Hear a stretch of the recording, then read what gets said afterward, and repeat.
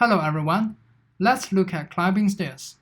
The problem statement is, we are climbing a staircase. It takes n steps to reach the top. Each time, we can only climb 1 or 2 steps. How many distinct ways we can climb to the top? Example 1. Input is 2. Output is also 2. There are 2 ways to climb to the top.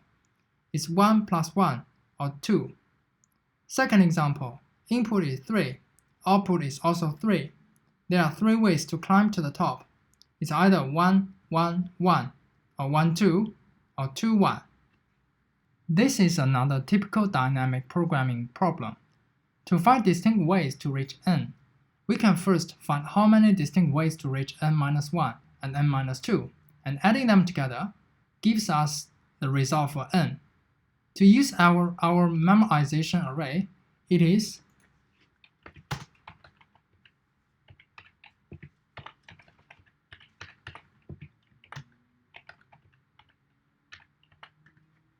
so memo I equals memo I minus 1 plus memo I minus 2. And we already know memo 1 is 1, memo 2 is 2, so we can simply have a loop. Inside the loop, we add the previous 2 values to get the next value. Let's look at the implementation.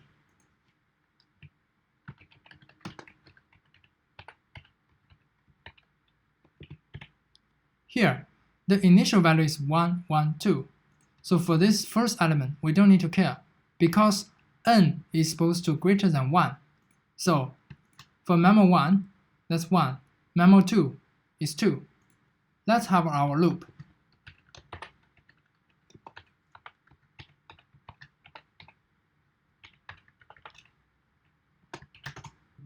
And then let's copy this statement in. And after the for loop, we simply return memo n.